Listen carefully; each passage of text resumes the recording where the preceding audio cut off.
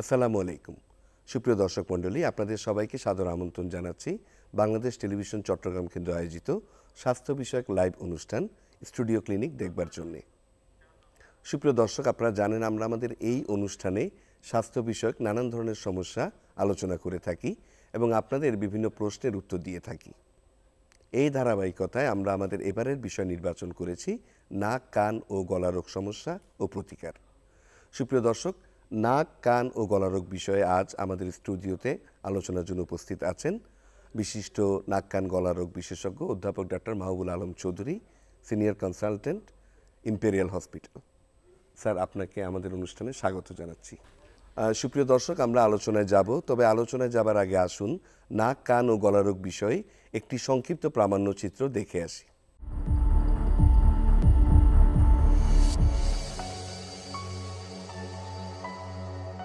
আবহাওয়ার পরিবর্তন এবং নানা কারণে রোগব্যাধি দেখা দেয়।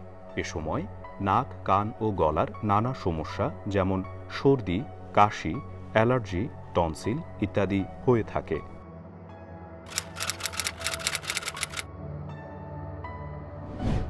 আবহাওয়ার পরিবর্তনের কারণে গলা খুসখুস করা, ঠান্ডায় কাশি হওয়া, এমনকি রাতে ঘুমের মধ্যে দম বন্ধ হয়ে আসার মতো সমস্যা হয়। কাশি অনেক সময় প্রচণ্ড আকার ধারণ করে। গরম ভাপ নিলে বা গড়গড়া করলে এবং ঠান্ডা এড়িয়ে চললে এর সমাধান পাওয়া যায়। পাশাপাশি ঘরের মধ্যে পর্যাপ্ত আলো বাতাস ঢুকলে এবং ঘরের মধ্যে যে ধুলোবালি জমে, যেমন লেপ, তোশক, কম্বল, বই, কার্পেট, সোফা পরিষ্কার করতে হবে বা সপ্তাহান্তে রোদে দিতে হবে।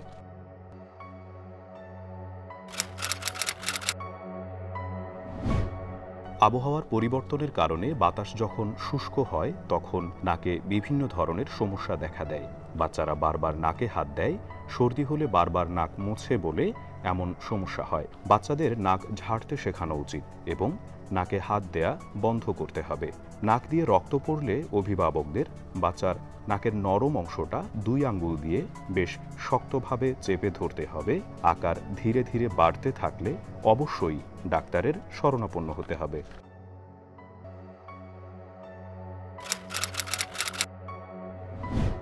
সাধারণত নাকের সর্দি কানে প্রভাব ফেলে, ফলে কান বন্ধ, কানে কম শোনা, কানে প্রচণ্ড ব্যথা থেকে শুরু করে কানের পর্দা ফেটে গিয়ে কান দিয়ে পুঁজ বা পানি পড়তে পারে।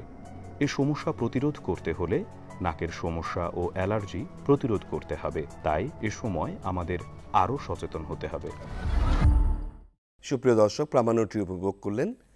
দর্শক, আমরা আমাদের অনুষ্ঠানে প্রবেশ করছি, তবে আপনাদের যদি নাক, কান ও গলারোগ বিষয়ে কোনো কিছু জানার থাকে স্ক্রলে দেওয়া নাম্বারে আমাদের সাথে যোগাযোগ করুন। আশা করছি উপস্থিত চিকিৎসকের মাধ্যমে আপনাদেরকে আমরা কিছু সুপরামর্শ দিতে পারবো। তো আমরা আলোচনা শুরু করছি। স্যার, আমি প্রথমে আপনার কাছে একটু জানতে চাইবো যে এই যে নাক, কান ও গলা মানবদেহের 3টি গুরুত্বপূর্ণ অঙ্গ, এই 3টি গুরুত্বপূর্ণ অঙ্গকে একসাথে করে আলাদা করে নাক, কান, গলা রোগ বিভাগ কেন করা হলো? নাক, কান এবং গলা এই 3টা অঙ্গই মানব শরীরের খুবই অতি সংবেদনশীল অঙ্গ এবং এই 3টা অঙ্গ এত ওতপ্রোতভাবে জড়িত যে একটার অপূর্ণতায় আরেকটা পূর্ণতা পায় না। আমাদের এখন যে আপনার সাথে আমি কথা বলছি, এই কথার যে আমার যে টোনটা বের হয়ে আসতেছে, এই টোনটা কিন্তু এই 3টা অঙ্গেরই একেবারে পরিপূর্ণতা। আপনার প্রশ্নটা আমি কান দিয়ে শুনলাম, আমি এটা অনুধাবন করলাম, আর এটা অনুধাবন করে আমি আমার শ্রবণ শক্তিতে নিলাম এবং আমার এটার যন্ত্র সাউন্ড বক্স, এই যে ওরাল ক্যাভিটি থেকে আরম্ভ করে লেরিংস পর্যন্ত, লাংস পর্যন্ত, আবার ওদিকে নাকের বাইরে নাসারন্ধ্র থেকে নেজোফেরিংস পর্যন্ত এই প্যাসেজগুলার প্যাটেন্সির কারণে আমার প্রত্যেকটা শব্দ প্রচারিত হচ্ছে। আপনি হয়তো একটু জানতে পারবেন আমাদের হাতে হস্তরেখায় যেমন সারা পৃথিবীর মানুষের এই যে থাম্ব প্রিন্ট যেটা, সেটার ভিন্নতা আছে। মানুষের এই যে শব্দ, এটাতেও কিন্তু ভিন্নতা আছে। মানুষের বলতে এই যে ইদানিংকালে যে আপনি দেখবেন ভয়েস ডিটেকটেশন হচ্ছে, ভয়েসটা অমুকের ভয়েস কিনা দেখা হচ্ছে, সেই ভয়েসের এই যে টিমমেটটাও এই 3টা অঙ্গের প্যাটেন্সির উপর নির্ভর করে। আমি যদি আলাদা আলাদাভাবে বলি, তা নাক কি কাজে ব্যবহৃত হয়? প্রথম কাজ হচ্ছে তার রেসপিরেশন নেওয়া, দ্বিতীয় কাজ হচ্ছে তার যে অলফেকশন বা গ্রাণ নেওয়া, তার তৃতীয় কাজ হচ্ছে এটা শব্দ আমাদের উচ্চারণে টিম্বার যেটা টোন আছে সেটাকে নিয়ন্ত্রণ করা। তারপর যদি আমি কানের মধ্যে চলে আসি, কানের মধ্যে তো সরাসরি এটা একটা কান শব্দ শোনার কাজে ব্যবহৃত হয়। সেকেন্ড হচ্ছে এটার আরেকটা কাজ আছে, সেটা হচ্ছে যে আমাদের শরীরের ব্যালেন্স। আমাদের কানের মধ্যে 3টা অংশ আছে, কিন্তু বহিরংশ, মধ্যম অংশ, অন্ত বা ইনার ইয়ার। ইনার ইয়ারের মধ্যে আমাদের ব্যালেন্সটা তৈরি হয়, ব্যালেন্সটা মেনটেন হয়, ইকুইলিব্রাম বলা হয়, সেটা দিয়ে ব্যালেন্স মেনটেন করি। সাথে সাথে আমি যদি থ্রোটের মধ্যে আছে নাক, কান, গলা, গলার মধ্যে কিন্তু আমরা অনেকগুলো ভাগ করি, মাউথ, ওরাল ক্যাভিটি, থ্রোট। থ্রোটের মধ্যে আবার অনেক কিছু ভাগ করা আছে, একটা হচ্ছে এক্সটার্নাল থ্রোট আর ইনার থ্রোট। ইনার থ্রোটের মধ্যে আবার অনেকগুলো পার্ট আছে, তার মধ্যে যেমন শ্বাসনালীটাও এর মধ্যে দিয়ে গেছে, খাদ্যনালীটাও এর মধ্যে দিয়ে গেছে, আবার ওর মধ্যে আমাদের ভয়েস বক্স অবস্থিত। এই যে ভয়েস বক্স, ওখান থেকে ভয়েসটা প্রডিউস হয়।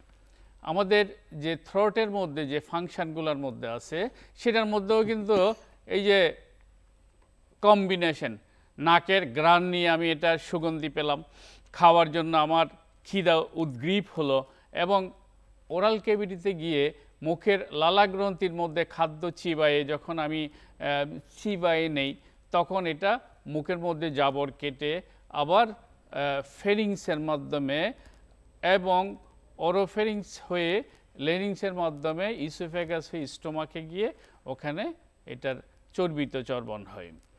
এটাই হলো মুখ্যভাবে নাক, কান এবং গলার সংক্ষিপ্তভাবে, খুবই সংক্ষিপ্তভাবে এটার ব্যবহারই। জি, আসলে স্যার দেখা যাচ্ছে যে এই 3টি অঙ্গ একসাথে মিলে অনেকগুলো গুরুত্বপূর্ণ কাজ, মানবদেহের জন্য গুরুত্বপূর্ণ কাজগুলো করছে। তো স্যার আমি এই প্রসঙ্গে একটি অঙ্গের যদি আসি, প্রথমেই নাকের আসলে কি ধরনের সমস্যাগুলো, আপনি তো স্যার দীর্ঘদিন ধরে প্র্যাকটিস করছেন এবং আপনার বিশদ অভিজ্ঞতা, তো সেই অভিজ্ঞতার আলোকে একটু জানতে চাইছি যে নাকের কি কি কমন রোগগুলো নিয়ে রোগীরা আপনার চেম্বারে আসে। আসলে নাক আমরা স্যার আমরা আলোচনায় আসবো, তবে একজন দর্শক যুক্ত আছেন। সুপ্রিয় দর্শক, আপনার নাম, বয়স এবং সমস্যার কথা আমাদেরকে জানান। আমি নাজমুল বলছিলাম, জি নাটোর থেকে। জি, বয়স? আমি বয়স 30 বছর। জি, বলুন।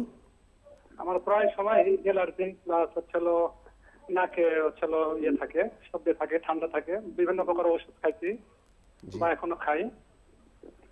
যে কি ওষুধ খাচ্ছেন আপনি? ব্যবহার করলেও খুব একটা ভালো ফল পাই না। জি, আপনি কি ওষুধটি খাচ্ছেন একটু জানাবেন কি? এখন খাচ্ছি হচ্ছে ফেক্সো আর হলো স্টুডেন্ট আর হচ্ছে নাজাল স্প্রে একটা। ফেক্সো ওষুধটি কতদিন ধরে খাচ্ছেন আপনি? ফেক্সো খাই 3 মাস যাবত। জি জি। আর হচ্ছে একটা স্প্রে দিছে হলো জেলটাস স্প্রে দিছে একটা। আপনার যে এই যে নাক বন্ধ হয়, হাসি কাশি হচ্ছিল, এই নাক বন্ধ হওয়া হাসি কাশিটা কতদিন থেকে হচ্ছে? আমার 2 বছর যাবত হচ্ছিল এই সমস্যা। আপনি কি এর আগে খুবই ভালো ছিলেন, কোনো সমস্যা হতো না? না, এর আগে এরকম কোনো সমস্যা ছিল না। বিশেষ করে করোনার যে হলো ভ্যাকসিনটা নেওয়ার পর থেকে এটা মনে হয় আমার বেশি হচ্ছে আর কি। আচ্ছা, বুঝতে পারলাম। আচ্ছা, আপনার কি নাক বন্ধ থাকে একটা না দুইটাই, দুই ছিদ্রই বন্ধ থাকে? কিছু কিছু সময়ে একটা থাকে, কিছু কিছু সময় যখন দুইটা বন্ধ। আচ্ছা, আপনার যে নাক বন্ধ থাকে সেই সময়ে আপনি বিকল্প কি মুখ দিয়ে নিঃশ্বাস নেন, তাই? মুখ দিয়ে নিঃশ্বাস নেওয়া লাগে, না হলে উঠে বসে থাকতে হয়। মানে আপনার এই প্রবলেমটা কখন হয়? রাত্রেবেলা বেশি হয় না দিনের বেলা বেশি হয়? রাতের বেলা বেশি হয়। রাত্রেবেলা বেশি হয়। আর আপনার নাক থেকে কি রক্ত পড়ে, কোনো দুর্গন্ধ হয়, কোনো দুর্গন্ধযুক্ত নাক থেকে পানি বের হয়? যে পানিগুলো বের হয় এগুলোর রংটা কীরকম বলতে পারবেন একটু? সাদা রঙের কিন্তু হালকা ধূসর এরকম মনে হয়, যে হালকা একটু তবে গন্ধ টন্ধ ওরকম কিছু বুঝি না। আপনি বলতেছেন কোভিডের আগে ছিল না, পরে হয়েছে, এটা মাঝে মাঝে হচ্ছে। এটা মূলত আমরা বলি তিনটা কারণের সাথে যুক্ত। একটা কারণ যদি আপনার নাকের হাড্ডিটা একটু বাঁকা, আপনার জন্ম থেকে বা একটু অ্যালার্জির সমস্যা থাকে, তো আপনার কাজের পরিবেশের একটা জিনিস, আপনার নাকের হাড্ডি যদি বাঁকা থাকে, নাকের যদি অ্যালার্জি থাকে, এবং সাথে যদি আপনার কাজের পরিবেশটা একটু ধুলাবালিযুক্ত হয়, আনহাইজেনিক হয়, তাহলে পরে আপনার এখানে অ্যালার্জিক প্লাস ইনফেকশন হয়ে সাইনোসাইটিস ডেভেলপ করার খুবই সম্ভাবনা। এবং অ্যালার্জিক সাইনোসাইটিস ডেভেলপ করে গেছে কিনা সেটা দেখার জন্য আপনাকে যেটা করতে হবে সেটা হলো যে হয়তো একটা আপনার সাইনাসের এক্সরে করে নিতে হবে। এক্সরে করে দেখতে হবে যে আপনার সাইনাসে কোনো পুঁজ জমা আছে কিনা, যা যা সাইনোসাইটিসের কারণ। এবং এইটার কারণেই আপনি হয়তো ফ্যাক্সো খাচ্ছেন বা সাময়িক একটু ওষুধ খাচ্ছেন বা একটা নাকের ড্রপ দিচ্ছেন, হয়তো সাময়িক 2-4 দিনের জন্য বন্ধ হয়ে যাচ্ছে, কিন্তু পার্মানেন্ট আবার কয়দিন পরে দেখা যাচ্ছে আবার হচ্ছে, পার্মানেন্টলি ভালো হচ্ছে না। যদি আপনার নাকের হাড্ডি বাঁকা থাকে আর সাইনাসের মধ্যে যদি আপনার পুঁজ জমে থাকে, তাহলে পরে আপনাকে নাকের হাড্ডিটা সোজা করতে হবে, সাইনাসগুলো ক্লিয়ার করতে হবে, এবং তারপর আপনাকে গরম পানির বাষ্প নিতে হবে। ওই যে বললাম ঠান্ডা, ধোঁয়া, ধুলাবালি, যেটা আপনার এই অসুখটাকে বেশি ত্বরান্বিত করতেছে বা এটার সাথে ক্যাটালিস্ট হিসেবে কাজ করতেছে, এটাকে আপনাকে অ্যাভয়েড করতে হবে। ধন্যবাদ। জি, ধন্যবাদ। সম্ভবত আরও একজন দর্শক আমাদের সঙ্গে যুক্ত আছেন। সুপ্রিয় দর্শক, আপনার নাম, বয়স এবং সমস্যার কথা আমাদেরকে জানান। আসসালামু আলাইকুম স্যার। ওয়ালাইকুম সালাম। আমি রুদ্র, চট্টগ্রাম বাঁশখালী থেকে বলছিলাম স্যার। বয়স? বয়স 28 বছর। জি। আমার আমার ডান কানে হচ্ছে পর্দা নাই আর কি। ঠান্ডা, কোনো কারণে ঠান্ডা লাগলে আমার কান দিয়ে হালকা তরল আপনি কি কোনো আঘাতপ্রাপ্ত হয়েছিলেন বা কোনো ইনফেকশনের কারণে কি আপনার পর্দাহানি হয়েছে? আমি শুনেছি ছোট থেকেই নাকি আমার এই অবস্থা, ওই মানে আঘাত না, এমনি ছোটকাল থেকেই এরকম আর কি। জি। আর হচ্ছে রিসেন্ট আমি একটা ওষুধ খাইছিলাম, ক্লেবুরক্স 250, ওইটা খাওয়ার পরে কিছুদিন ওষুধটির নাম কি আবার বলবেন? ক্লেবুরক্স। আচ্ছা, 250, হ্যাঁ। জি। ওইটা খাওয়ার পরে কিছুদিন ঠিক ছিলাম, আবার দেখা যাচ্ছে কি ঠান্ডা লাগলে প্রবলেমটা হচ্ছে আর কি। জি। স্যার কি কোনো প্রশ্ন দর্শক, করতে চাইবেন? আপনাকে জিজ্ঞেস করতে চাই, এটা আপনার কি ছোটকাল থেকে হচ্ছে? হ্যাঁ, ছোটকাল থেকে। তো আপনার বয়স এখন 28 বছর, ছোটকাল থেকে হচ্ছে, তো আপনি বলতে পারতেছেন না যে এটা না কানে আঘাত লাগছে কিনা। তো এটা আপনার ঠান্ডা সর্দি লাগলে এটা হয় বেশি। এবং আপনার কোন কানে হচ্ছে এটা? ডান কানে। ডান কান। আপনার কানে কি শুনতেও কোনো সমস্যা হচ্ছে? এমনি স্যার কানে যে পানিগুলা বের হয় সেগুলা কি দুর্গন্ধযুক্ত? কিছু ক্ষেত্রে দুর্গন্ধযুক্ত হয়। আমি আপনাকে বলি, ছোটকাল থেকে যাদের কান পাকে, মানে কান পাকা রোগ হয়, তাদের আমরা বলি যে সেটা চাইল্ডহুড থেকে যেটা হয় এটা এডিনয়েডের জন্য হয়। ছোটকালে বাচ্চাদের আমাদের নাকের পিছনে একটা টনসিল থাকে, ওই টনসিলটা অনেক বড় হয়ে গিয়ে নাকের ওই যে ওই এডিনয়েডের দুই পাশে যে নাকের সাথে কানের একটা যে টিউব আছে, আমরা ইউস্টেশন টিউব বলি, ওইটা ব্লক হয়ে গিয়ে কানের পর্দার ভিতরে পানি জমে ওই পানিগুলো আবার ইনফেকশন হয়ে পুঁজ হয়ে কানের পর্দার ভিতরে ইনফেকশন হয়। তখন ইনফেকশন হয়ে ওটা যদি প্রপার ভালো করে চিকিৎসা করা না হয় সেই সময়ে, তখন কানের পর্দা ফেটে ওই ওদিক থেকে পুঁজ বের হয়, এবং ওটা যদি ঠিকমতো পড়ার পরেও যদি চিকিৎসা করা না হয় সেটা ক্রনিক অসুখে রূপান্তরিত হয়। আমরা এটাকে বলি ক্রনিক সাপোরেটিভ অর্থাইটিস মিডিয়া।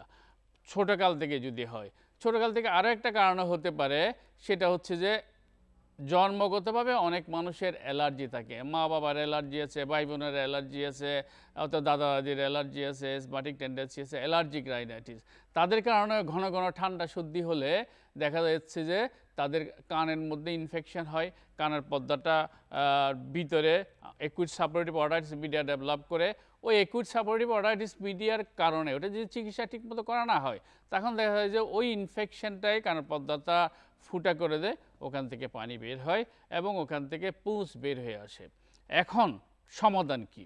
28 বছর হয়ে গেছে, সমাধান অবশ্যই আছে। এখন মডার্ন সায়েন্স, সব চিকিৎসা অ্যাডভান্স হয়ে গেছে। আপনার দুটো জিনিস, একটা জিনিস হচ্ছে আপনার ওখানে এই দীর্ঘদিন কানের ইনফেকশন হওয়ার কারণে আপনার কানের যেখানে পর্দা আছে সেটার ভিতরে যে আমরা কানটাকে 3 ভাগ করছি, অন্তঃকর্ণ, মধ্যকর্ণ, বহিকর্ণ। এটা ইউজুয়ালি মধ্যকর্ণের অসুখ, পর্দা ফুটা হয়ে বের হয়ে আসে। মধ্যকর্ণের ইনফেকশনের কারণে কানের আশেপাশের যে হাড়গুলো আছে সেটাতে ক্ষয় ধরছে কিনা, ক্ষয় ধরে দেখা যায় ওখানে একটা, আমরা বলি যে একটা মারাত্মক ডেঞ্জারাস অসুখ হয়ে যায়, সেটাকে আমরা কোলিস্টোটোমা বলি।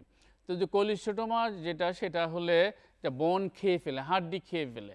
হাড্ডি খেয়ে এটা এমনভাবে হাড্ডি খেতে থাকে, এটা ব্রেনের মধ্যে পর্যন্ত ঢুকে যেতে পারে।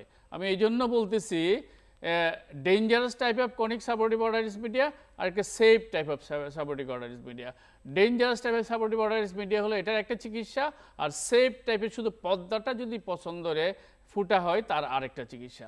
ডেঞ্জারাস টাইপের যদি হয়ে যায় তাহলে আপনাকে জীবন বাঁচানোর জন্য যেটা করতে হবে, ওই যে হাড্ডি পছন্দরা, যেই পছন্দরা হাড্ডিগুলো পছন্দ সেগুলো ফেলে দিতে হবে, সেগুলোকে আবার রিকনস্ট্রাকশন করতে হবে, আবার পর্দাটাও আবার লাগাই দিতে হবে।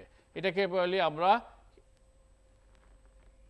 কেভিটি অবলিটারেটেড টিম্পানোপ্লাস্টি। এটা একটা বড় লেংদি অপারেশন, এটাও করা যায় ডেঞ্জারাস টাইপ থেকে উদ্ধার করার জন্য।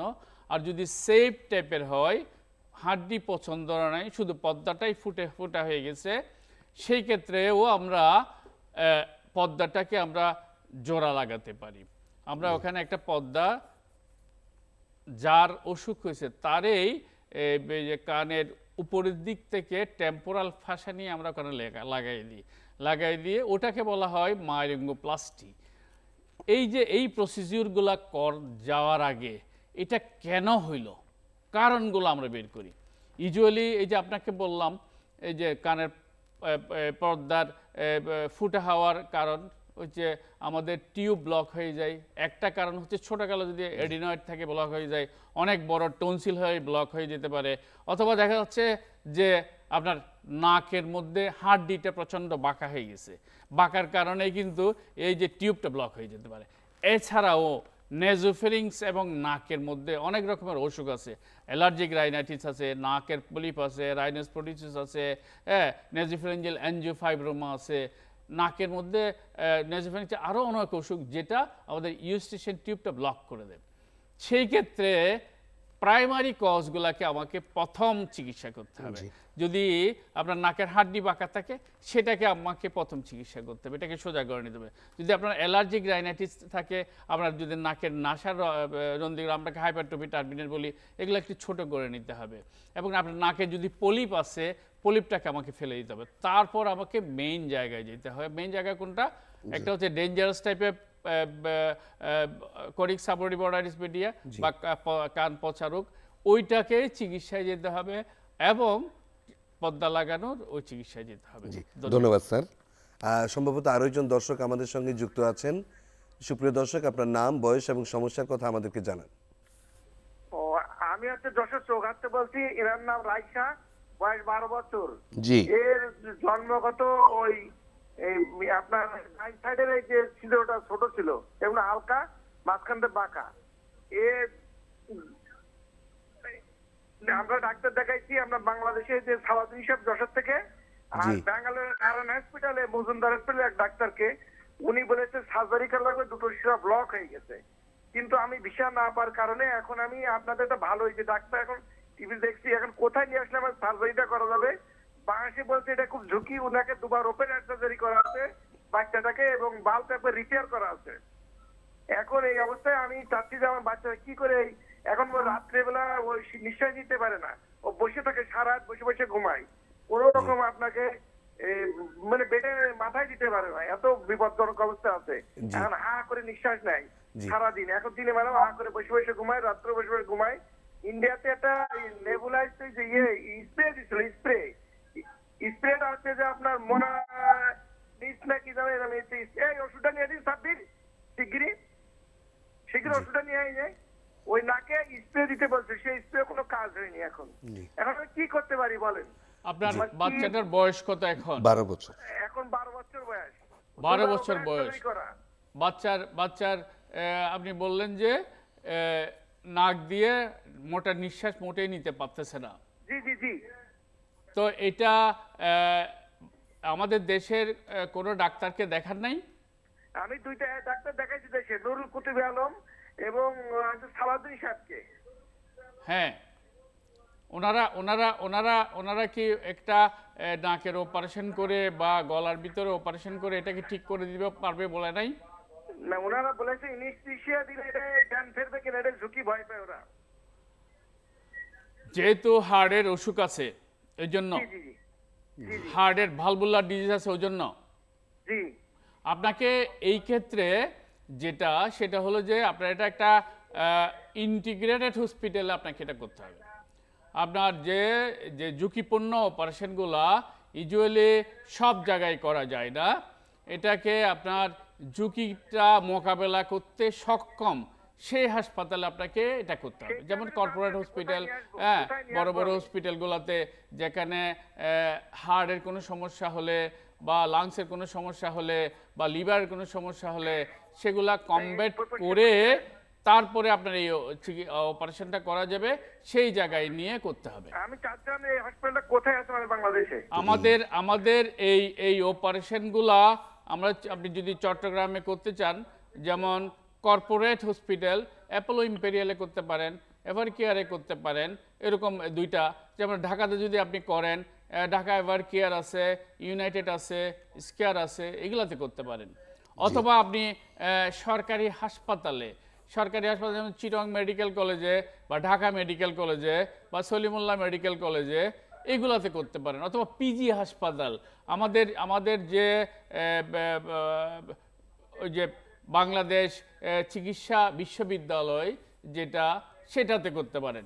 এবং পিজি হাসপাতাল সাবেক, সেখানে সব ফেসিলিটি আছে। আর এর আগে আমি যেগুলো বললাম সেখানেও সব ফেসিলিটি আছে। ইউজুয়ালি আমাদের পিজি হাসপাতালেতে অবশ্যই একেবারে সব টিম একসাথে বসে আপনাকে এটা সমাধান দেওয়ার চেষ্টা করবে। যদি আমাদের দেশে না হয়, তারা রিকমেন্ড করবে কোথায় করা যায়। ধন্যবাদ স্যার। এই পর্যায়ে স্যার আপনি বলছিলেন যে নাকের কমন যে রোগগুলো সেগুলো সম্বন্ধে বলছিলেন। আমি যখন নাকের বা আমাদের স্পেশাল সেন্স এগুলার অসুখের কথা চিন্তা করি, আমরা কিন্তু অসুখগুলা থিওরিটিক্যালি কতগুলা ভাগ করে নিয়ে যাই। যেমন কনজেনিটাল কিছু অসুখ থাকে, আর হচ্ছে অ্যাকোয়ার্ড জন্মগতভাবে কিছু অসুখ নিয়ে আসে, আবার জন্মের পরে কিছু অসুখ সৃষ্টি হয়। এগুলোতেও আবার বয়স ভেদে এগুলোকে আমরা বিভিন্ন ভাগে ভাগ করি। যেমন ছোট বয়সে একটা, মধ্যম বয়সে একটা, বয়স্কদের একটা। ছোট বয়সের অসুখগুলো আপনি নাকের যদি চিন্তা করি, সে সাপোজ জন্মগতভাবে যেগুলো নিয়ে আসে, যে নাকের ছিদ্রই থাকে না, হ্যাঁ, অথবা নাকের ছিদ্র পিছনের দিকে কোয়ানা, যেটা বলি এটা বন্ধ থাকে, এটা বলে কোয়ানাল এট্টেশিয়া। কোয়ানাল এট্টেশিয়ার মধ্যে আবার যেটা থাকে, কোনো সময় এক পাশের নাকটা বন্ধ থাকে, কোনো সময় দুই পাশের নাকও বন্ধ থাকে বাচ্চাদের ক্ষেত্রে।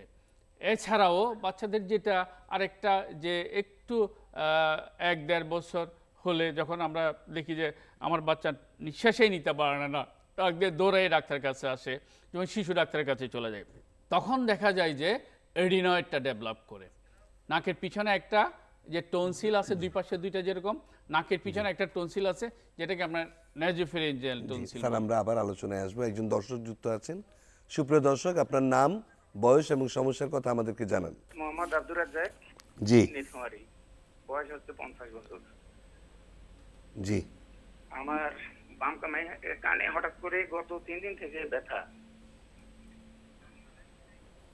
জি, মানে ব্যথার জন্য কোনো কিছু করতে পারতেছি না আমি, কোনো ডাক্তারকে দেখাইনি এখনো, এটাই প্রথম। বাম কানে যে ব্যথা, এটা কতদিন থেকে ব্যথা? 3 দিন। 3 দিন থেকে। এর আগে কোনো সময় এরকম ব্যথা হয়েছে? এর আগে কোনো কিছু নাই। না। আপনার কানের মধ্যে না, কুঁচ না, পানি ব্যথা নাই। পড়তেছে না কিছু? আপনি কি কান, এই যে না, কানের না, এখানে কোনো হাত কিছু না, দিলে কোনো ব্যথা ব্যথা পান, না অটোমেটিক এমনি ব্যথা হয়? জি জি জি জি। আপনি কানে হাত দিলে লাগালেই ব্যথা ব্যথা পাচ্ছেন, ঠিক না? মানে কানের যে আমরা লতি ধরি বা যে কানের যে অরিকলটা একটু ধরলে ব্যথা পাচ্ছেন, না এমনি অটোমেটিক ভিতর থেকে এমনি ব্যথা আসতেছে? জি জি জি, কানের লতি ধরলে ব্যথা পাচ্ছি। এই তো এই কথাটাই আমি আপনার কাছে জানতে চাচ্ছি, যে মাত্র 3 দিন থেকে ব্যথা, কানের লতিটা ধরলেই বা অরিকলটা ধরলেই ব্যথা হচ্ছে। এটা হলো মূলত আমাদের যে এই সময় যে কটন বাড বা এই কটন কান পরিষ্কার করার যন্ত্রগুলো বের হয়েছে, সেই সুবাদে ডাক্তারদের, নাক কান গলার ডাক্তারদের রোগী বেড়ে যাচ্ছে। এই যে কানের মধ্যে একটু চুলকাচ্ছে, কটন বাড দিয়ে গুটাচ্ছে, একটু চুলকাচ্ছে, নখ দিয়ে গুটাচ্ছে, একটু চুলকাচ্ছে, দেখা যাচ্ছে কাঠি যেটা পায় সেটা দিয়ে কান পরিষ্কার করার চেষ্টা করতেছে। তখন দেখা যায় কি, কানের মধ্যে যে লোম আছে, আমাদের বিবৃচি আছে, সে একটা দুটা ছিঁড়ে গেল বা একটা লোমকূপ ছিঁড়ে গেল, ওই ভিতর দিয়ে স্টেফাইলোকক্কাস অরিয়াস যেটা অর্গানিজম ওখানে নর্মালি বাস করে, সেটারা ওই নলকূপ, এই লোমকূপের ভিতর দিয়ে ওটা জীবাণুটা ভিতরে ঢুকে যায়। ঢুকে গিয়ে কি হয়, ওখানে অটাইটিস এক্সটার্না করে, কানের ব্যথা করে, এটাকে বলে ফারাঙ্কুলোসিস। এই যে এটাকে আমরা কে বলি অটাইটিস এক্সটার্না। এই যে শর্ট টাইমে, এই যে এটা বোঝার উপায় আমি বললাম, এই যে আমি না দেখে না শুনে বললাম কি, এই যে কানের লতিটা ধরে একটু নাড়লেই যদি ব্যথা হয়, তাহলে এটা এক্সটার্নাল ইয়ারে ব্যথা। আর কানের লতিটা ধরলাম না, বাট বললাম যে আপনার কানে ব্যথা, সাথে কি কানের শুনানি কম হচ্ছে? যদি বলে যে আপনার কানের শুনানি ঠিকই আছে কিন্তু শুধু কানে ব্যথা হচ্ছে, ব্যথা হলে তাও এক্সটার্নাল ইয়ারে ব্যথা। যদি শুনানিও কম, ব্যথাও আছে, তাহলে ইনার ইয়ারে হচ্ছে, তার মানে কি মিডল ইয়ারে হচ্ছে। তো এটা আপনার অটাইটিস এক্সটার্না হয়েছে যেহেতু আপনি কটন বাড দিয়ে কান পরিষ্কার করতে গেছেন। আমরা মাঝে মাঝে বলি যে আমরা কটন বাড যারা বিক্রি করে তাদেরকে চাইনিজ খাওয়াই। কেন খাওয়াই? এই কটন বাডের কারণে আমাদের রুগী বেড়ে যাচ্ছে চেম্বারে অনেক বেশি। দর্শক, আপনাদেরকে একটু বলি যে কটন বাডটা আবিষ্কারই করা হয়েছে apply the medication, not for the cleaning of the year. এই কারণে কটন বাডের মাথাটা কিন্তু চৌকা, এই চৌকা মাথায় কান থেকে কোনো ময়লা বের হবে না, এই চৌকা মাথা দিয়ে ধাক্কায় ধাক্কায় ময়লাগুলো ভিতরের দিকে চলে যাবে। ভিতরের দিকে গিয়ে এক সময় দেখা যায় পর্দার কাছে গিয়ে জমা হয়ে ওখানে কানের পর্দাটা পুরো ব্লক করে দেবে। তখন আমরা এটাকে বলি ইম্প্যাক্টেড ওয়াক্স। আজকে আমি আমার একটা প্রাইভেট চেম্বারে দেখলাম একটা ৭৮ বছর বয়সের ভদ্রলোক, সে বুয়েট থেকে সিভিল ইলেকট্রিক্যাল ইঞ্জিনিয়ারিং পাস করছে, সে 1970 ইংরেজিতে, এবং পিডিবির একেবারে উচ্চ পর্যায়ের হয়ে বের হয়ে আসলো। তখন এই যে কটন বাড ইউজ করতে 2 কানে বন্ধ হয়ে গেছে। ছেলেমেয়েরা বলতেছে আমি কানে শুনতেছি না, হ্যাঁ 2 জন আসছি আমি একটু চেক করাতে, দেখলাম যে 2 কানের মধ্যেই ওয়াক্সে ভর্তি হয়ে গেছে। বলছে আপনি কটন বাড দিয়ে বন্ধ করে দিয়েছেন। এই কটন বাড একটা কানের মধ্যে এরকম কটন বাড দিয়ে সে পুরো ব্যথা হয়ে গেছে, আর একটা কান এমনি ব্লক। তারপর 2টা কানে পরিষ্কার করে দিয়ে ওষুধ দেওয়ার পরে সে বেটার ফিল করতেছে। তার মানে আপনার মাত্র 3 দিনের ইনফেকশন, 3 দিন থেকে হচ্ছে, ব্যথা হচ্ছে, কানের লতি নাড়ালে ব্যথা পাচ্ছেন, তার মানে হলো আপনার কটন বাড বা কোনো কিছু দিয়ে আপনি এটা পরিষ্কার করতে গেছেন, এখানে একটা ট্রমা হয়েছে, ওই ট্রমার কারণে ওখানে ছিঁড়ে গেছে। ওই কানের মধ্যেই নর্মাল ব্যাকটেরিয়া বাস করে, স্টেফাইলোকক্কাস অরিয়াস। ওই স্টেফাইলোকক্কাস অরিয়াসগুলা ওই লোমকূপের ভিতর দিয়ে ঢুকে গেছে এবং আপনার এটা ফারাঙ্কুলোসিস হয়েছে। Thank you. জি, ধন্যবাদ। সম্ভবত আরো একজন দর্শক যুক্ত আছেন। সুপ্রিয় দর্শক, আপনার নাম, বয়স এবং সমস্যার কথা আমাদেরকে জানান। আসসালামু আলাইকুম। ওয়ালাইকুম সালাম। আমি রংপুর থেকে বলছি। আমার ছেলের বয়স 12। ওর হলো ওই গলা ব্যথা, গলাটা ডান পাশে একটু ফুলে যেতে, কি করণীয়, কি ওষুধ খাওয়াবো, দেখি ঢুকি চেপতে লাগে। আপনার বাচ্চাটার বয়স 12 বছর, গলা জি, জি, জি। ব্যথা আগে হয়ে গেছে না ফুলা আগে হয়েছে? বাবা গলা ব্যথা আগে। গলা ব্যথা আগে হয়েছে। এটা কতদিন থেকে ব্যথা? কদিন পৌঁছে 3 দিন। এর আগেও কি মাঝে মাঝে এরকম হইতো? এর আগে ছিল বাবা না। এর আগে হইতো না।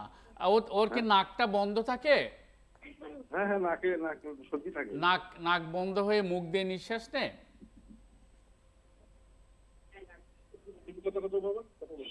ওর কি হাসি কাশি খুব বেশি হয়?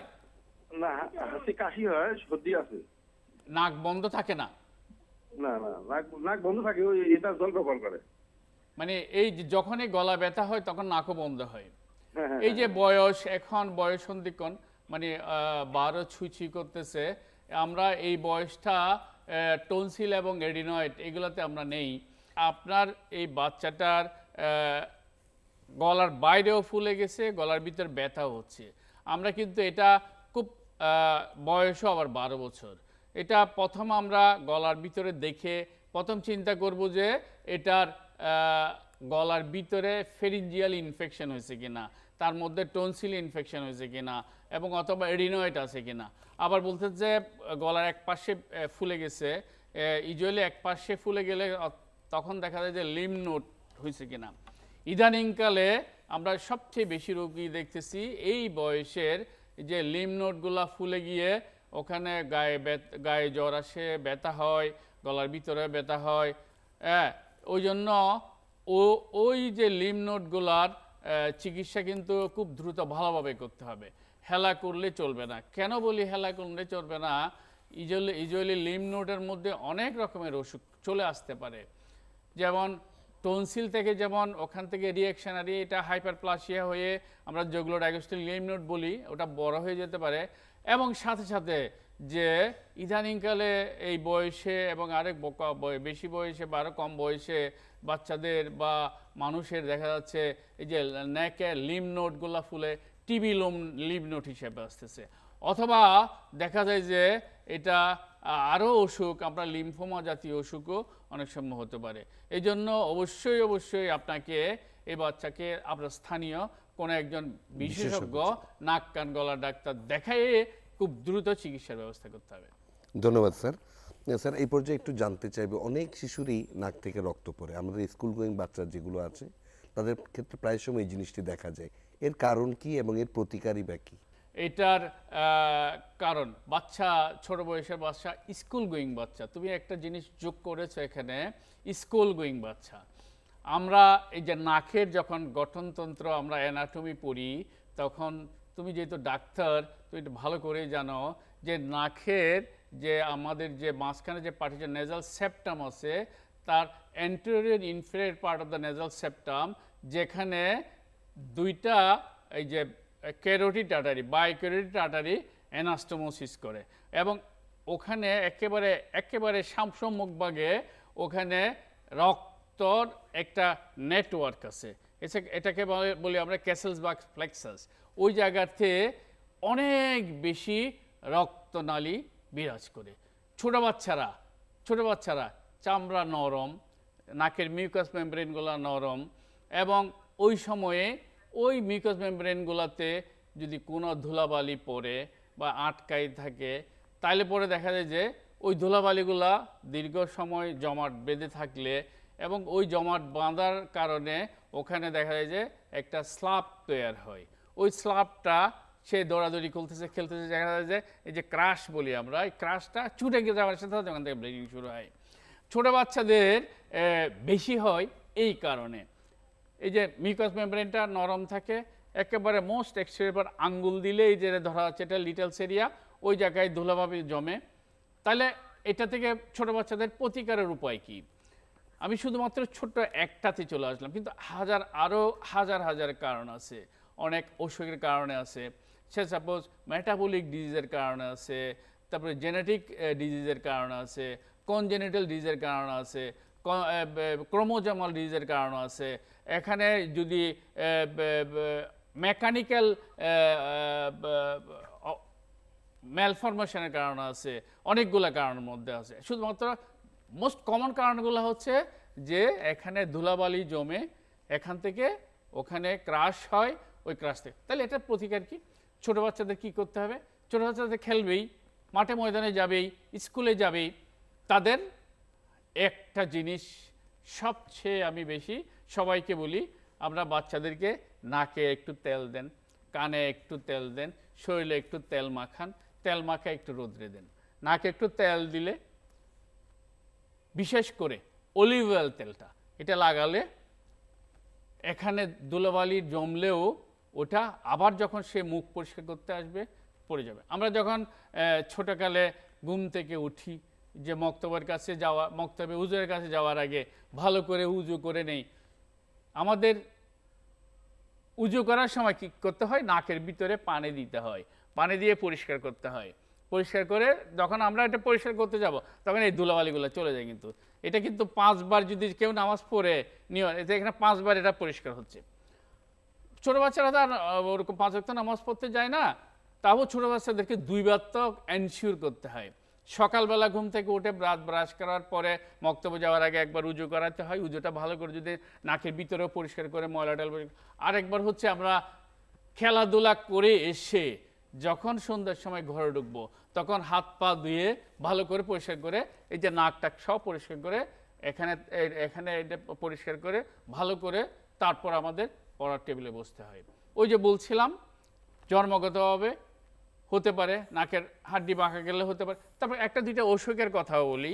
সে সাপোজ জন্মগতভাবে যেমন দেখা যায় এই যে ব্লাড ডিসকারিয়াসিস, এই যে হিমোফিলিয়া, পারপুরা, হ্যাঁ, টেলানজেকটিসিয়া, হিমোরেজিক টেলানজেকটিসিয়া, এগুলো যদি কনজেনিটাল অসুখ থাকে তাহলে তো যে কোনো যার শরীরে হতে পারে, নাকেও তো হতে পারে, নাক যেহেতু এক্সপোজার পার্ট, এগুলোর কারণে হতে পারে। তো যে এক একটা কারণের জন্য এক এক জব চিকিৎসা। কমন চিকিৎসা হলো, কমন বেশি পাওয়া যায় যেটা ছোটো বাচ্চাদের, সেটা লিটলস এরিয়াতে জমে এটা সাইনোসাইটিস, এটিও একটি কমন রোগ। এই সাইনোসাইটিসের আসলে মানে কি এবং এটার প্রতিকারই বা কি? এই যে আমি প্রথমেই বলি, নোজ এবং প্যারানেজাল সাইনাসিস, নাক এবং নাকের আশেপাশে কতগুলা বেকুয়াম কেভিটি আছে। সেই বেকুয়াম কেভিটিগুলার অনেক কাজ। এই যে আমরা সাইনাস কেভিটি বলি এটাকে। সাইনাস কেভিটিগুলা কি করে? সে এখানে বাতাস ধারণ করে, সে বাতাসগুলা কি করে, এই যে সাইনাস কেভিটিগুলার বাতাসগুলা কি করে আমাদের এত বড় একটা মস্তিষ্ক এটার ব্যালেন্স তৈরি করে। এই যে এটা হালকা রাখে। আমরা হার্টে যদি শুধুমাত্র যদি কম্প্যাক্ট ব্রেন নিয়ে যদি এটা এই যে হেডটা যদি তৈরি হতো তাহলে পরে কিন্তু এটা আমরা একটু কষ্টকর হতো এটাকে এটা ক্যারি করা, মাথার উপরে এই যে শরীরের উপরে এটাকে ক্যারি করা। ওই জন্য সৃষ্টিকর্তা এটাকে ভ্যাকুয়াম কিছু স্পেস দিয়ে এটাকে ব্যালেন্স করার চেষ্টা করছে। এখন কথা হলো এটার আরও কাজ এখানে যুক্ত করে দেওয়া হয়েছে। এই যে আমরা শব্দ নেই, যে আমরা নিঃশ্বাস নেই, এই যে নিঃশ্বাস নেই যে এগুলো ধুলাবালি থাকে, ধুলাবালি এবং ঠান্ডা গরম বাতাস থাকে। এই যে আমরা ধুলাবালিগুলোকে এই যে নাকের ভিতর দিয়ে এটা ফিল্টার করে সাইনাসের ভিতর দিয়ে ঘুরে এসে বডির জন্য এটা প্যালোটেবল করে তখন এটা লাংসে ঢোকানো হয় বাতাসটা। এবং এটা ঢুকাতে যাওয়ার যেই প্যাসেজটা আছে সেটা সাইনাসের ভিতরে থাকে। আবার এখানে সাইনাসের ভিতরে যে মিউকাস লেয়ার থাকে, সে মিউকাস লেয়ার থেকে অনবরত কিছু কিছু সিক্রেশন হতে থাকে। এই সিক্রেশনটাকেও আবার বের হয়ে যাওয়ার জন্য নর্মাল সৃষ্টিকর্তা প্যাসেজ দিয়ে দিছে। এই যে সাইনাসগুলো নাকের ভিতর সবগুলা ড্রেন করে এবং নাক দিয়ে সামনের দিকে কিছু বের হয়, পিছন দিকে গিয়ে সব স্টোমাক দিয়ে পিছন দিকে চলে যায়। তো এই কোনো কারণে যদি স্যার আমরা আবার আলোচনায় আসবো। একজন দর্শক যুক্ত আছেন। সুপ্রিয় দর্শক, আপনার নাম, বয়স এবং সমস্যার কথা আমাদেরকে জানান। আসসালামু আলাইকুম, ফারুক হোসেন, বয়স 58 বছর, 58। আমি স্যার আজকে 12-13 দিন আগে একটু বৃষ্টির পানি পড়েছিল মাথার মধ্যে একটু গা, আর আমি একটু মোটা সোটা মানুষ, আমার ঘামই বেশি, আবার ঘামটাও শুকাইছে আমার শরীরের মধ্যে। পরে আমাকে ঠান্ডা পেয়ে গেছে এবং কাশি হয়ে গেছে, নাক টাক বন্ধ হয়ে গেছে। ওরা অনেক কষ্ট করতেছে কাশতে কাশতে, পরে আমি স্যার ফেক্সো 120 খেয়েছিলাম জি। 3 দিন, জি। কিছু হয়নি। পরে স্যার আমি ওই মক্সা ক্লাব 625 আজকে আপনি কি কোনো ঔষধ খেয়েছেন এই জন্যে, আপনার এই সমস্যাগুলোর জন্যে? এই সমস্যার জন্য স্যার মক্সা ক্লাব 625 খেয়েছি। আজকে 7 দিন পরে 8 দিন চলতেছে, তারপরেও স্যার আমার কাশি যাচ্ছে না, আচ্ছা। যেগুলো হচ্ছে না, জি। কাশি ফুসফুস থেকে কফ বের হচ্ছে না। জি। সম্মানিত দর্শক, আপনার কাছে একটু জানার ছিল, আপনার বয়স 57 বছর, আপনার 8-10 দিন থেকে আপনার বৃষ্টি পানিতে ভিজার পরে তারপর হাঁচি কাশি শুরু হয়ে গেছে, এটা এখনো পর্যন্ত আছে, যাচ্ছে না। আপনাকে একটু জিজ্ঞেস করতে যাচ্ছিলাম, আপনার এই রকমের সর্দি হাঁচি কাশি আরও অতীতে কি মাঝে মাঝে হতো? স্যার আমার 1.5 বছর আগে নিউমোনিয়াই হয়ে গেছিল, একবার নিউমোনিয়াই হয়ে গেছিল। ওই সময় স্যার আমি 42টা ইঞ্জেকশন নিয়েছিলাম, 14 দিন 3টা করে। হ্যাঁ, তাই 1.5-2 বছর আগে স্যার ওই একবার এরকম ঠান্ডা লাগে স্যার, আমি ঘামি বেশি তো, ওই ঘাম শুকায় যায় শরীরের মধ্যে, পরে একসময় ঠান্ডাই লেগে গেছিল, নিউমোনিয়া হয়ে গেছিল। পরে হ্যাঁ। 1.5 বছর 2 বছর আগে পরে 42টা ইঞ্জেকশন নিয়েছিলাম। আপনার স্যার, মাঝে মাঝে কি নাক বন্ধ হয়ে যায়? স্যার এরকম হয় না, আমার বছরে একবার হয়, একবার একেবারে শোয়ায় ফেলায়। আপনার কি একটু হাঁচি কাশির ভাব বা শ্বাসকষ্টের ভাব এরকম কিছু আছে? না স্যার, আমার ডায়াবেটিস, ব্লাড প্রেশার, হরমোনের সমস্যা? ডায়াবেটিস, ব্লাড প্রেশার কিছু নাই, কিন্তু আমার বাইপাস অপারেশন হয়েছে স্যার। বাইপাস সার্জারি হয়েছে? হ্যাঁ, 17 সালে। 17 সালে বাইপাস সার্জারি হয়েছে আপনার। এটা আমি যতটুকু বুঝতে পারছি, এটা সাইনাসগুলোর মধ্যে, আপনার সাইনাসগুলোর মধ্যে রেসিডুয়াল ইনফেকশন থেকে যাচ্ছে। সেই ইনফেকশনগুলোকে আমি যদি কমব্যাট করতে না পারি, তাহলে আপনি ট্র্যাডিশনাল যে অ্যালার্জির বা ঠান্ডার ওষুধগুলো খাচ্ছেন, সেটাতে আপনার এটা পুরোপুরি যাচ্ছে না। আপনার যদি নাকের হাড্ডি বাঁকা থাকে বা অ্যালার্জিক সাইনোসাইটিস থাকে, বিশেষ করে ম্যাক্সিলারি সাইনোসাইটিস, ম্যাক্সিলাগুলোতে যদি সাইনাসের ইনফেকশন থাকে, তাহলে পরে আপনার এই ট্র্যাডিশনাল চিকিৎসাতে এটা যাচ্ছে না। সেক্ষেত্রে আপনার সাইনাসের এক্সরে করে সাইনোসাইটিস আছে কি না, থাকলে এটা কোন গ্রেডে আছে, গ্রেড 1, গ্রেড 2 বা গ্রেড 3, এটাকে আইডেন্টিফাই করতে হবে। এবং সাথে সাথে আপনাকে এটাও দেখতে হবে, আপনার বয়স 57 বছর, আপনি বাইপাস সার্জারি করাইছেন, আপনার অন্য অ্যাসোসিয়েট অসুখগুলো যেমন ডায়াবেটিস রিলেটেড কিনা। বাট এটা আমার এই মুহূর্তে যেটা মনে হচ্ছে, আপনার অ্যালার্জিটার সাথে সাইনোসাইটিসের একটা যোগসূত্র আছে, যেই জন্য এটা ভালো হচ্ছে না। এটা আপনি নিকটস্থ একজন নাক কান গলা ডাক্তারের সাহায্য নিলে, এটা উনি একটা এক্সরে করে দেখে সাইনাসের চিকিৎসা সহ একসাথে দিলে আলহামদুলিল্লাহ আপনি ভালো হয়ে যাবেন। জি স্যার, এই পর্যায়ে আমি একটু জানতে চাইবো যে টনসিলের সমস্যা, তবে আমরা একজন দর্শক যুক্ত আছেন। সুপ্রিয় দর্শক, আপনার নাম, বয়স এবং সমস্যার কথা আমাদেরকে জানান। আমার সমস্যা হলো খালি কান চুলকায়, কিন্তু কান থেকে ময়লা বের হয় না। জি। আর নাক বন্ধ হয়ে যায়। আপনার বয়স কত হবে রে মা?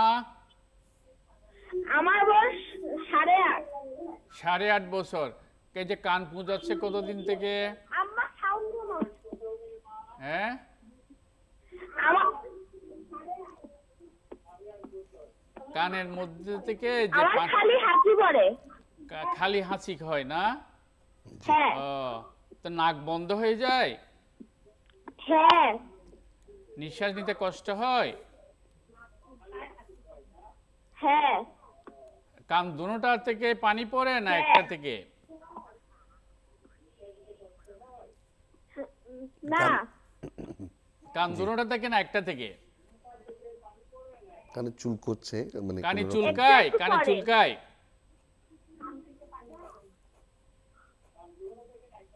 ও কান থেকে পড়ে না, নাক থেকে পড়ে। নাক থেকে পানি পড়ে। ওর ওর ওর যেটা কান চুলকায়। 8 বছরে 8 বছর 8.5 বছর বয়স, ওর এডিনোটনসিলাইটিস আর রাইনাইটিস। হ্যাঁ, নাকে অ্যালার্জি আছে, এডিনোটনসিল আছে, আর হচ্ছে রাইনাইটিস আছে।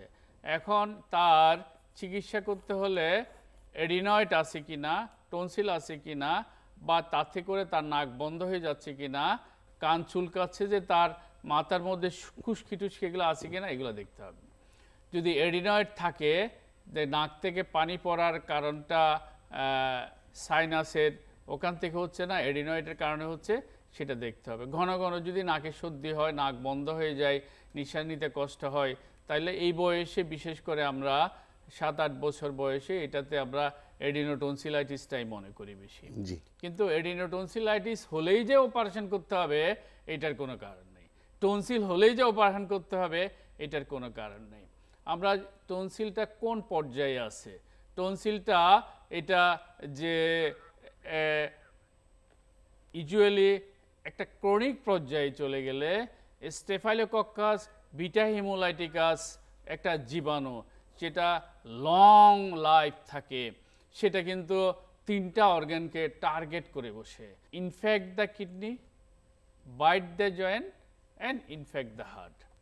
তার মানে ইনফেক্টিভ এন্ডোকার্ডাইটিস করে, একুইট গ্লোমেরুলোনেফ্রাইটিস করে, একুইট রিউমাটয়েড আর্থ্রাইটিস করে। যদি টনসিলের স্ট্রেপ্টোকক্কাস বিটা হিমোলাইটিকাস হয়, ইনফেকশন হয়, সেই ক্ষেত্রে আমরা যে টনসিলটাকে সেফ মনে করি না। স্ট্রেপ্টোকক্কাস বিটা হিমোলাইটিকাস যদি আমরা টনসিলের কারণ হিসেবে খুঁজে পাই, কারণ এটা না করলে আমাদের 3টা অর্গানের মধ্যে যে কোনো একটাতে এটা ইনফেক্ট করতে পারে। আর যদি আমরা নর্মালি একটু ঠান্ডা লেগে হইলো, বছরে একবার হইলো, হ্যাঁ, সেটাও কিন্তু আমরা অত বেশি অপারেশনের কথা বলি না, আমরা ওষুধ দিয়ে যাই। এখন মডার্ন যত বেশি ভালো, অত ভালো অ্যান্টিবায়োটিক হয়েছে, সেটাতে আমাদের সবসময় যে অপারেশন করতে হবে সেটা এটা ইম্পর্টেন্ট না। টনসিলের অপারেশন করার আগে কিন্তু অনেক কিছু জিনিস ফ্যাক্টর চিন্তা করতে হয়, যে টনসিল কিন্তু আমাদের সেফ গার্ড একটা। আমাদের এই যে আপার রেসপিরেটরি ট্র্যাক্ট ওখানে একটা ওয়াশ ডগ থাকে, যেটা শরীরের কোনো জীবাণু যদি উপর থেকে মানে নাক, মুখ, কান, গলা এদিক দিয়ে ভিতরে ঢোকার সময় তারা এটাকে এনগাল্প করে এবং ডেস্ট্রয় করে। এটাকে বলে ওয়েল রিহার্সিং।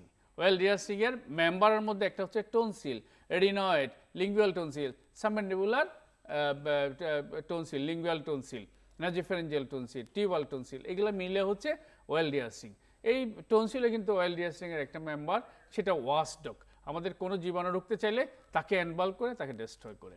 কিন্তু আমার যদি ওয়াশডগটাকে আমি কোনো কারণ ছাড়া শুধু শুধু আমি এটাকে যদি ফেলে দিতে চাই, তাহলে কিন্তু আমার ভবিষ্যৎ ইমিউনিটি, আমার যে ওয়াশডগ পাহারাদার, আমি এটা ফেলে দিলাম।